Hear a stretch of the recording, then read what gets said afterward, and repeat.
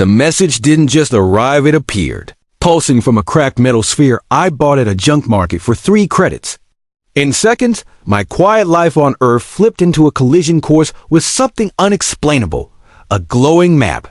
A woman's name I'd never heard, Aelira, and a warning from a voice long dead.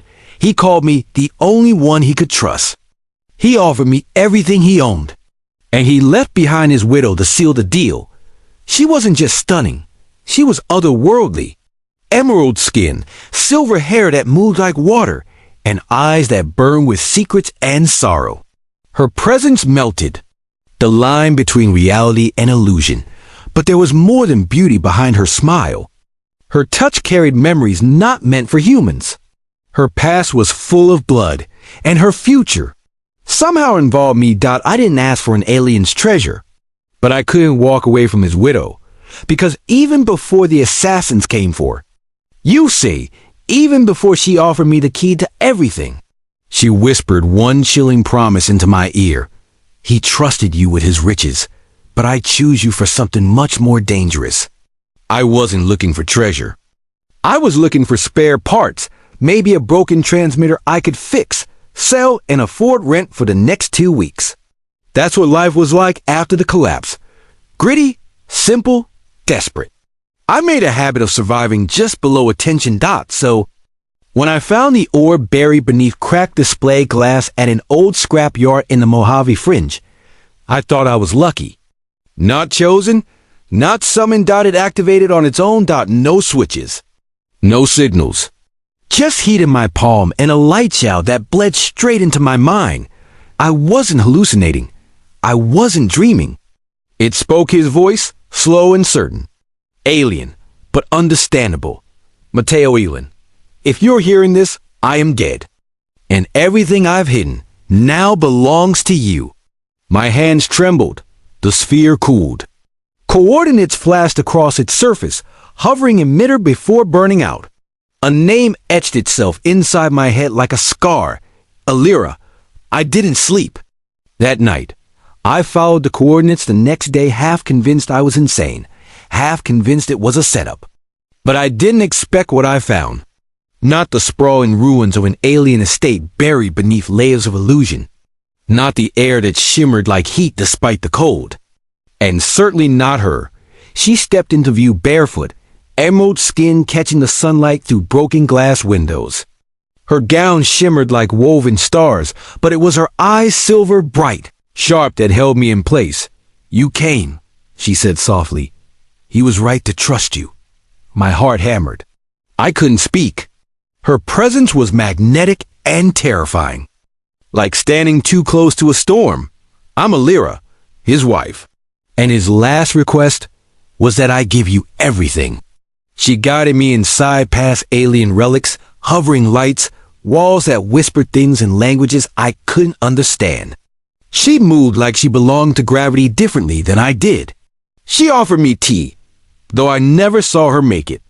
She smiled, but sadness clung to her every word. I don't care about his riches, I said finally, voice dry. I just want to know why me. Aelira looked at me long and deep, then leaned forward across the table. Because you once saved his life without ever knowing who he was. And because I chose you, Mateo, that's when I knew this wasn't about treasure. It was about bond. And maybe, just maybe, it was already too late to run. I've always been the kind of man who slips through the cracks. Not quite poor enough to beg, not quite clever enough to climb. I worked a salvage route along the outer zones of post-blast Novato tech, broken bots, black market junk. Nothing legal. Nothing special. The day everything changed, I was haggling over a busted fusion core with a vendor whose breath smelled like engine grease. That's when I saw it tucked beneath rusted metal and shattered ceramic. A metallic sphere, half the size of my palm, humming faintly. I picked it up. It felt warm, worthless, the vendor grunted. Dead relic. Old alien scrap. I tossed him a few credits and slipped it into my jacket. That night, alone in my trailer, I set the sphere on the table. I barely touched it before it lit up. Not with screens or sound, but with thoughts. A rush of memory surged into me, not. Mind images of firestorms, stars collapsing, a woman with glowing skin and silver eyes her. Then came the voice. Mateo Aelira, if you're hearing this, I am no longer among the living. I stumbled back. The air itself vibrated. I was once a protector of the Veari dominion, but betrayal ended me. My name was Kairos, and everything I have, my vault, my bonds, my legacy, now passes to you. Why me? I whispered aloud, heart racing. Hiss. Voice paused. Then, because you saved me once, long ago. You didn't know, but I never forgot. The sphere cracked open with a hiss. Inside was a shard of glowing crystal and a series of pulsating symbols, a coordinate string. And then, like a dream fading too fast, the voice returned one last time. She will be waiting. Her name is Aelira. Guard her. Trust no one. I didn't. Sleeped out the next morning. The sky felt heavier. I told no one. I packed a bag, tucked the crystal into my coat, and headed east toward the ruins of what used to be Seattle. The coordinates pointed to a restricted zone buried beneath vines, glass, and whispers. Ancient architecture stood like broken teeth. Under an overgrown dome, no human ever built this place. I found the entrance sealed. My hand trembled as I placed the crystal against the panel. Light snaked out from the walls. The ground hummed. The door opened inward like it had been waiting centuries for me. And then I saw her. She stood at the edge of the room, illuminated by beams of soft blue light. Tall, ethereal, skin the color of sea glass. Silver hair draped over her shoulders, like liquid light. Her gown shimmered like spun constellations. She didn't speak right away, just stared, as if peeling back every thought I'd ever had. Then in a voice like music wrapped in silk, she said, Mateo Aelira. So. It is you. I couldn't breathe. My voice came out cracked. You're Aelira. She nodded slowly. My husband is dead, she said, stepping closer, and you are the last name in his mind. I didn't know what to say. Everything inside me felt like it was unraveling. She moved like gravity bent around her, stopping inches from me. Come in. There is much you must understand, and even more that you must choose. Aelira's touch was colder than her gaze. She reached for my hand gently, almost reverently, and guided me through an archway carved from obsidian and gold-veined crystal. The moment I stepped across the threshold, the temperature shifted. The air carried whispers in a language I didn't understand. Lights blinked within the walls like stars breathing in rhythm. Was this your home? I asked. She gave a soft nod, her silver hair glinting like snowfall beneath alien chandeliers. Our sanctuary. Hidden from both worlds, his empire and mine. Everything inside felt impossibly old, yet untouched metallic vines curled across. The ceiling, while glass panels displayed constellations I'd never seen. A table hovered silently in the center of the room, layered with scrolls, relics, and weapons too elegant to be made by human hands. This vault isn't about wealth, she said quietly. It's about bloodlines, oaths, and power. Kairos left it all to you because he believed your heart was untouched by greed. I stared at her, unsure what to believe. But you don't agree? Her smile flickered, sad and sharp. He was wise. But love blinds even the strongest rulers. He never saw the storm coming. She moved to a console and pressed her palm against it. Light flared across the room, forming a holographic web. Images floated Kairos in battle armor, alien landscapes. Burning, and in the center, Emmy. You saved him once. 10 years ago, during the Arx's raid, your ship passed through the conflict zone. You diverted fire without knowing who you were helping. That single act spared him. I was just trying to survive, I murmured. Aelira turned toward me, her voice lower now. Survival and sacrifice are twins, Mateo.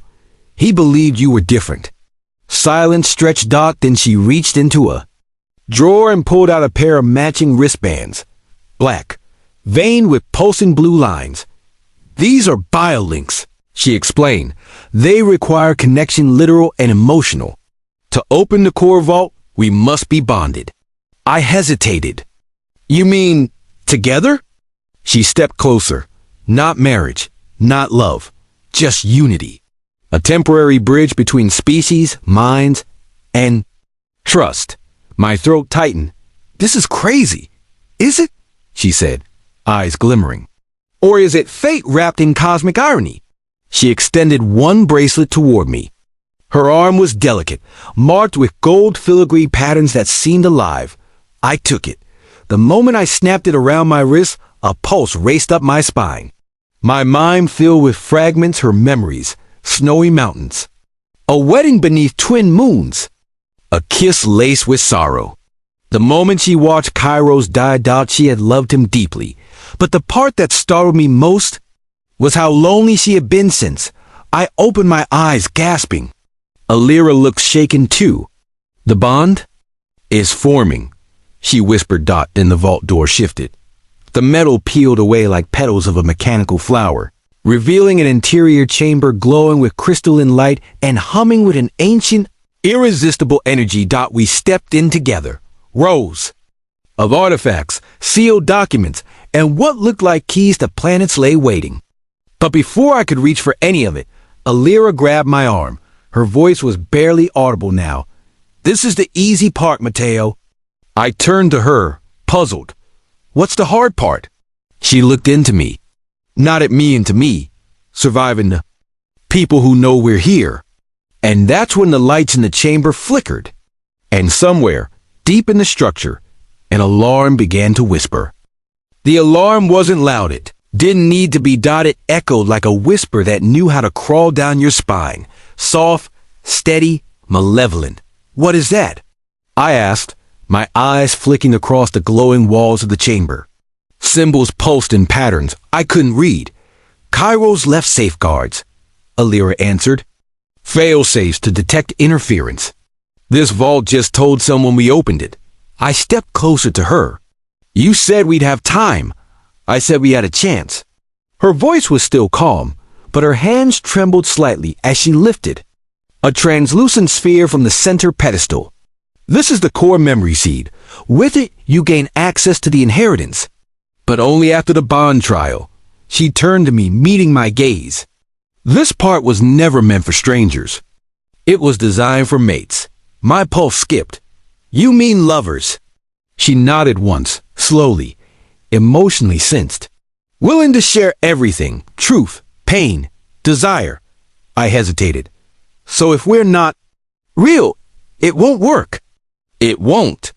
Just fail, Mateo. It'll kill us both.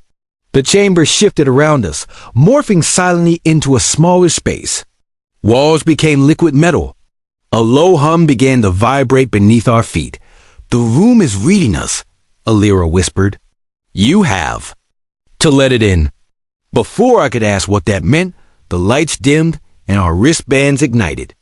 I felt heat blooming in my chest, not painful, but overwhelming.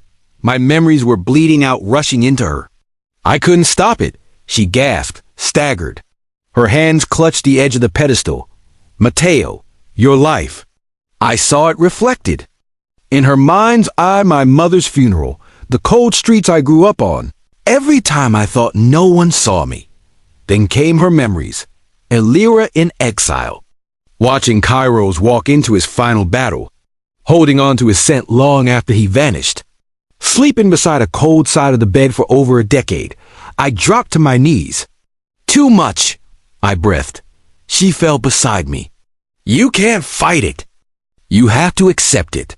She looked into me again, but this time, there was no barrier. Her voice softened. I know you now. Not the version you show the world, but the fractured man underneath. And you've seen all of me. There was something raw in her expression. Something human. I didn't think I just moved. I cupped her face. Her skin was cool, soft as moonlight. She didn't pull away. And when our lips met, the room pulsed. Not with approval, but with activation. We weren't supposed to fake the bond. We were supposed to fall into it. The vault walls suddenly lit with spiraling energy, and the core memory seed floated upward. Our wristbands unlocked and melted away into dust. The chamber grew silent again. "It worked," I whispered. Aelira didn't respond right away. Her hand remained against my chest, right above my heartbeat. We passed the test. But something's changed. I looked around. "What do you mean?" She turned toward the wall. A projection flickered into view figures descending to Earth's upper atmosphere. "They heard us," she said. "The House of Heir knows the vault has been touched. And they're coming for it." "No," she corrected. "They're coming for me." "You were never supposed to live through this, Mateo. You were the loophole." My blood ran cold. "So, this was a setup?" She looked at me, pain in her eyes. "No, this is the moment I changed the ending." She didn't flinch when the ceiling shook. Dust fell in faint streams as energy rumbled through the walls, announcing their arrival. We weren't alone anymore. Someone had pierced the perimeter. Not human. "How many?" I asked, voice sharp. "Aelira's." Gaze stayed on the projection screen. 3 ships, fast, silent, cloaked in Heir code. "They'll reach the chamber in minutes." "And they'll kill us?" "No," she said, voice laced with irony. "They'll kill you. I'm a possession. They won't harm what they still think belongs to the Empire." I stepped back. "So that's it? You let me unlock your vault, and now I'm just disposable?" Her expression cracked barely, but enough to show the fracture behind the mask. "You think I planned this? You think I wanted to bind myself to a stranger? You didn't seem to mind the kiss." I shot back. That stopped her. Her shoulders dropped. "Don't make this harder than it is, Mateo. I didn't fake that."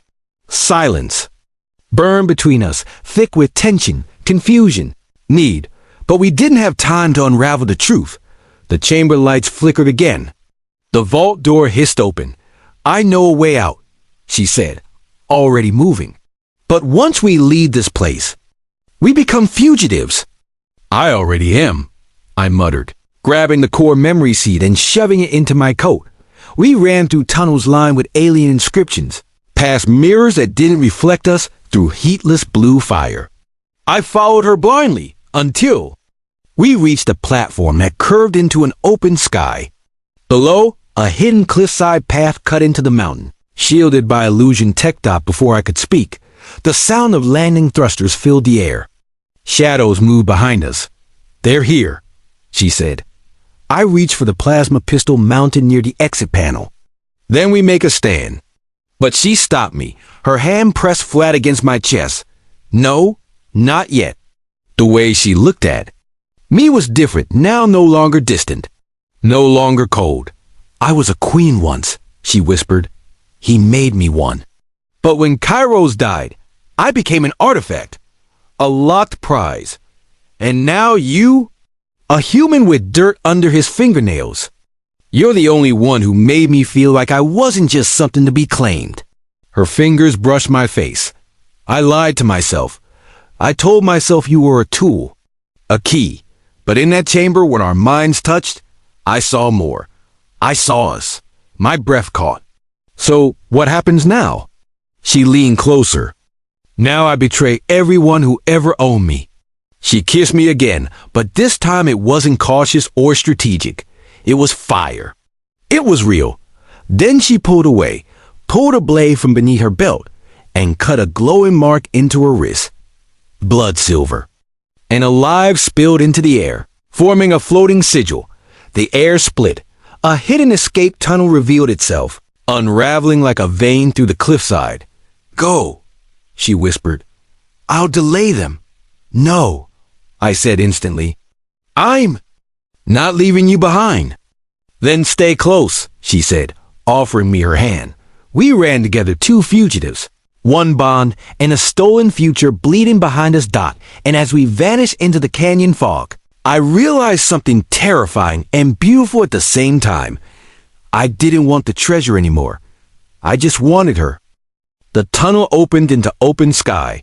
The stars above weren't still. They shimmered and swirled like they were watching us.